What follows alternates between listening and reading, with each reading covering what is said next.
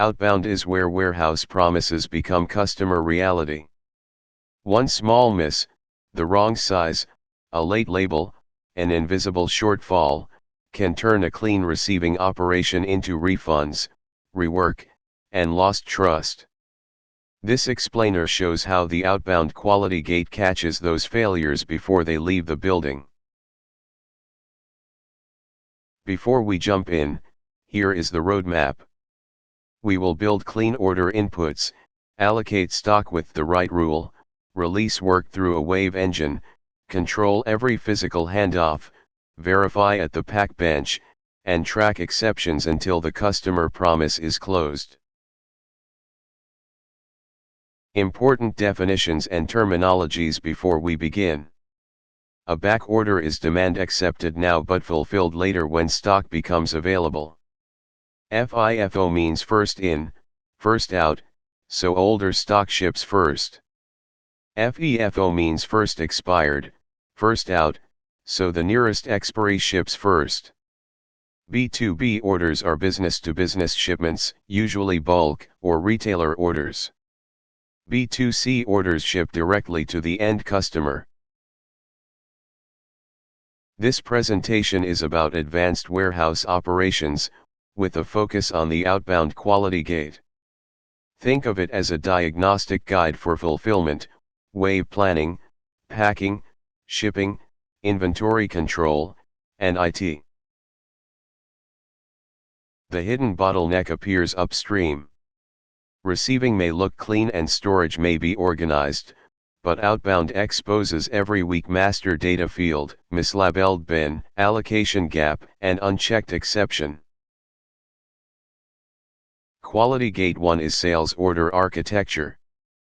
Before a picker ever moves, the order needs a reliable ship-to-address, SKU, unit of measure, requested ship date, service level, and order type.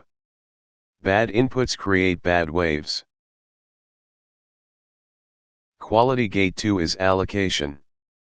FIFO protects older stock, FEFO protects expiry-sensitive goods, hard allocation locks inventory to a bin, and soft allocation keeps flexibility.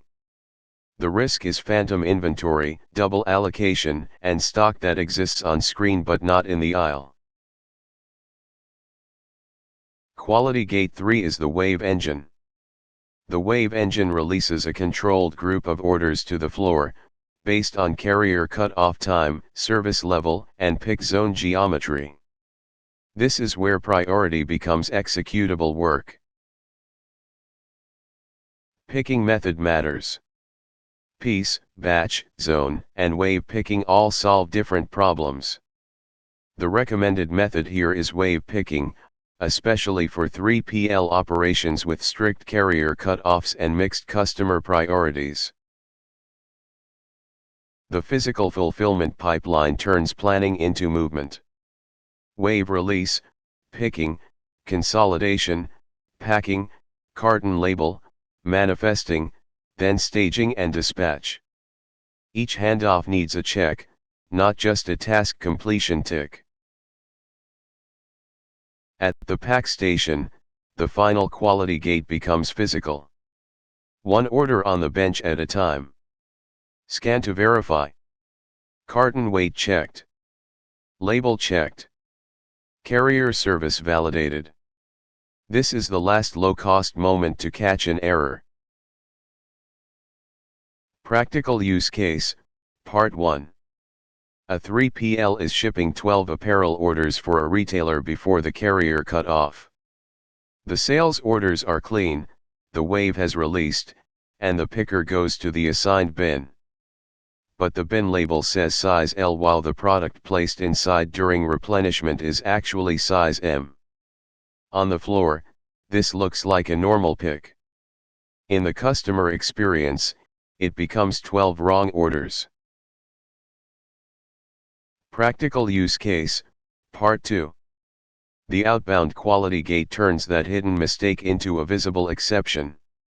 At the pack station, the operator scans the item and carton, compares size, SKU, order line, weight, and label, then stops the batch.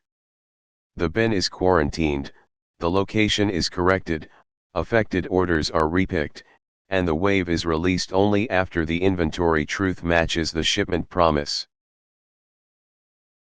Stock shortfalls need a decision path. Back order, out of stock, split shipment, or partial shipment are not just customer service choices. They must trigger holds, allocation updates, and visible back order release waves. After dispatch, the tracking chain closes the loop. Manifest scan, carrier first scan, in-transit events, out for delivery, and delivery confirmation each prove the parcel is still moving through the promised chain.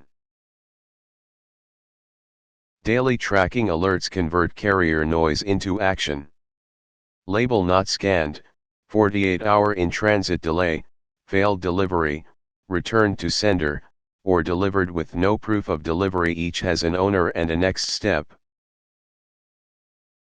The size M versus size L spotlight shows why the smallest controls matter.